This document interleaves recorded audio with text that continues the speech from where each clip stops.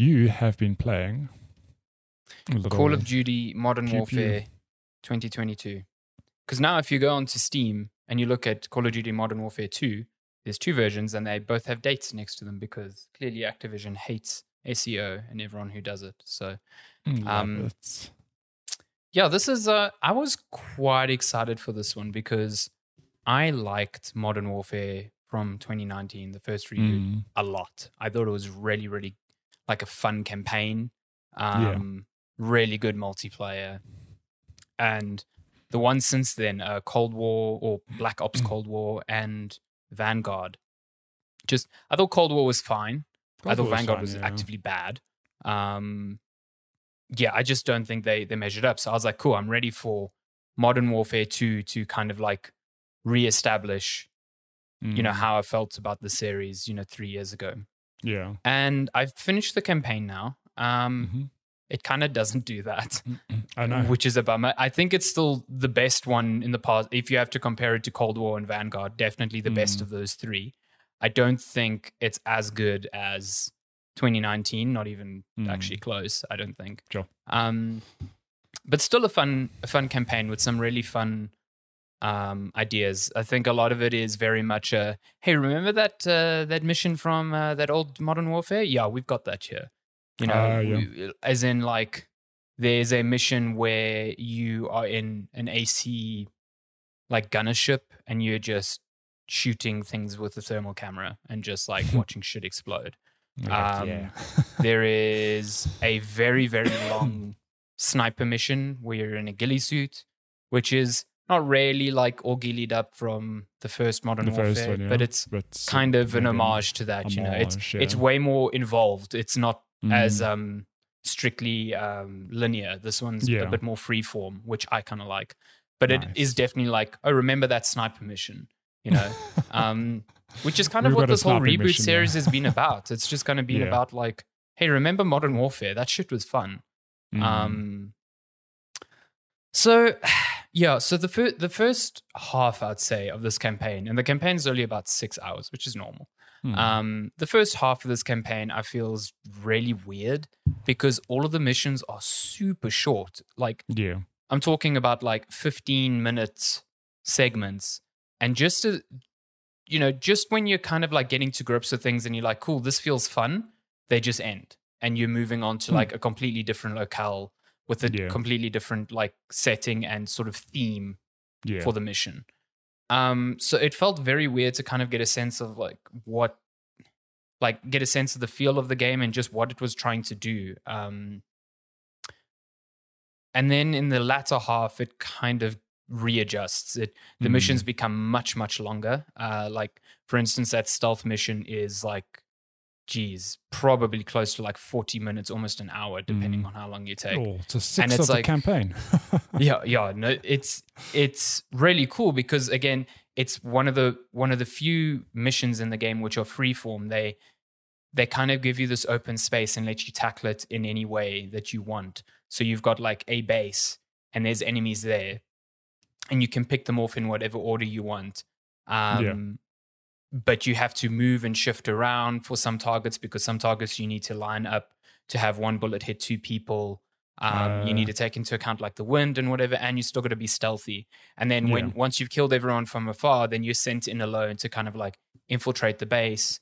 And you can do things like jump up on the roofs of warehouses and throw tear gas into the vents to get everyone out of a warehouse before you engage them. Or you can just rappel down from like the windows, or you can go through a door on the side and be stealthy.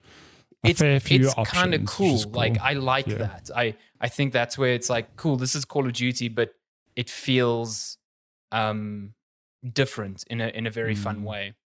And not enough of the missions do that. There's another one later on in the game where you don't have any weapons on you and you're very injured, and you're in like this town, almost like a favela. And you're like jumping from room to room, kind of trying to avoid enemies, and you're scrounging for resources like tape and metal and stuff like that to make small tools that you can use to like break locks or create makeshift smoke bombs and stuff like that. And that's such a cool mission. I thought that was like really, really fun Mm. because it is such a, Call of Duty is very much like a power fantasy, and that strips it away completely. And it's like, no, if you get seen, you're fucked. Like, you're not dead immediately. It's not like a fail state. Oh, you got spotted. It's more like you can get out of this, but it's going to be difficult. And even then, when you finally get a weapon, you have very limited ammo, so you have to use your weapon wisely. You still have to employ stealth. Very, very fun. I think those missions kind of like stand out because they're different in a cool way.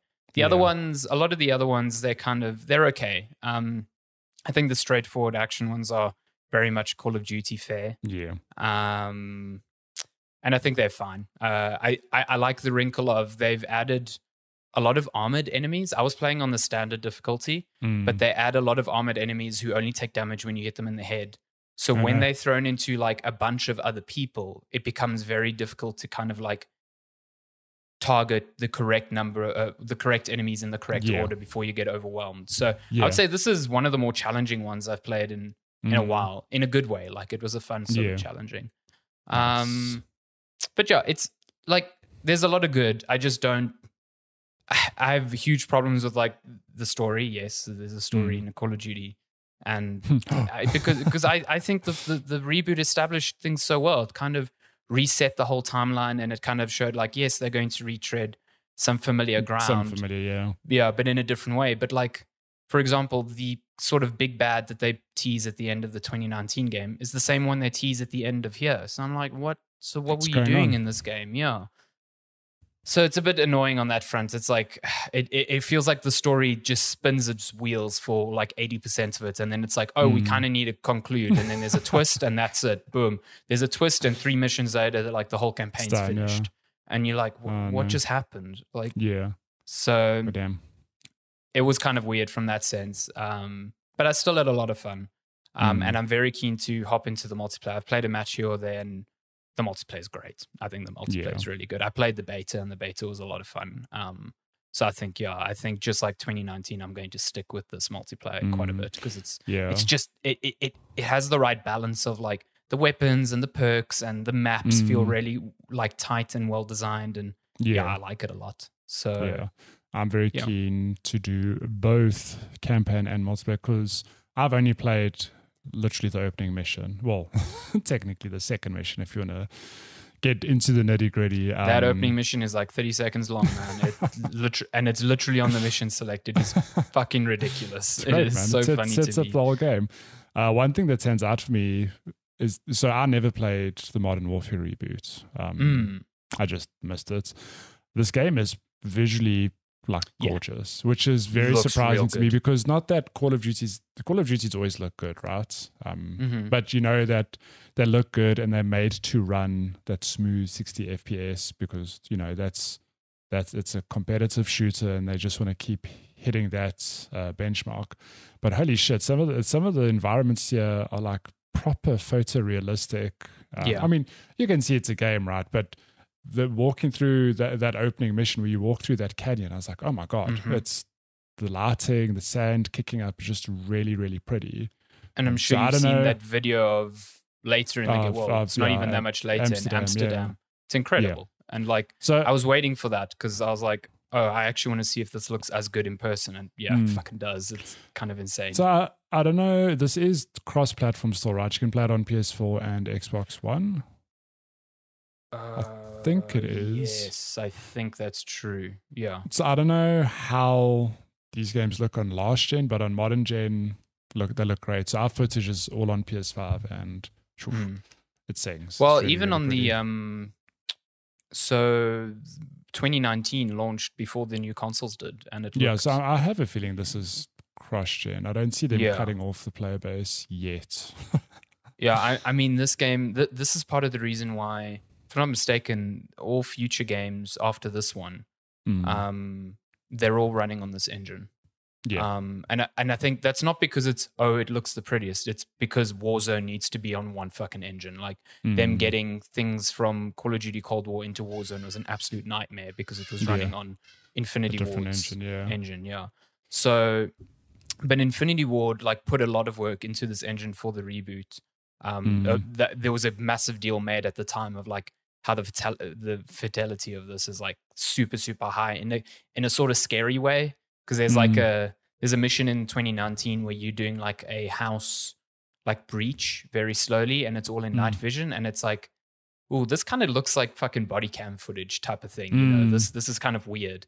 But that's the sort of like fidelity they are hitting here. And I think you're right. This game looks really like really, really great. It's just beautiful, like beautiful in a way that, yes, this is war. This game is like a war simulator, and lots of bad shit is happening. But like, if we're just talking polygons and lighting and everything, it's super fucking pretty, great. Yeah. Especially if you're playing on like an HDR display, it's something else. Oh, is it? It's one of the few engines that takes into account, this is real nerdy shit, but HDRG tone mapping on HDR displays. It's one of the few games that actually uses it. So it looks really good. Like, it looks pretty great. Nice. So yeah, I'm keen for you to play the campaign and kind of fucking decipher what the fuck's going on. I mean, it actually doesn't really require knowledge of the first game, to be honest, if I'm thinking about it. Like, there's nothing really, aside from members of the team, because obviously the first game, they all meet for the first time. Yeah. Like Price and Gaz meet for the first time. Just about knowing the names, really. Yeah. They do. Besides, I played the first 2 years ago.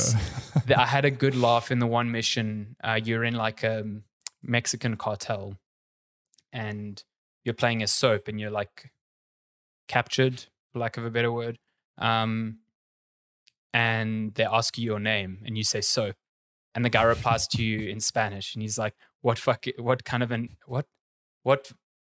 name is Soap? And I was just like, oh, Captain Price says that in like the very first fucking game. Like, it's like, so it's like literally word for word the exact same line. Yeah. And I was like, hey, I see what you did there. I like stuff like that. Yeah, nice little callback. I had a good laugh at that. I won't lie. Nice. That's good. Cool. Soap's still got a terrible haircut. Who would have thunk? Still very, very... Still his dumbass very mohawk. Scottish. He's Scottish, Very Scottish, yeah. Soap McTavish. Yeah. Cool. So that's Call of Duty Modern Warfare 2.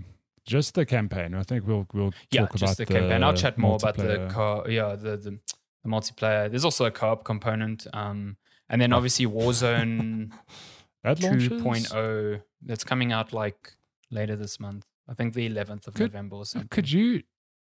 I could be wrong, but I'm pretty sure I could download the files for Warzone. You can. It's just not online. But you just can't play it. Okay. Yeah. I was like, hold on. Why are they giving me the option to do this? I mean, this on PS5 just highlights how much better Smart Delivery is.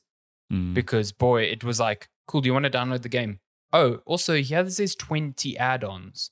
Some are for PS4, some are for PS5. And I was like, what? Like, now I have to go filter through which ones I should download. Like, hate to see it's dumb. It's stupid. It's a dumb system. Love it. Cool. That's Modern Warfare 2.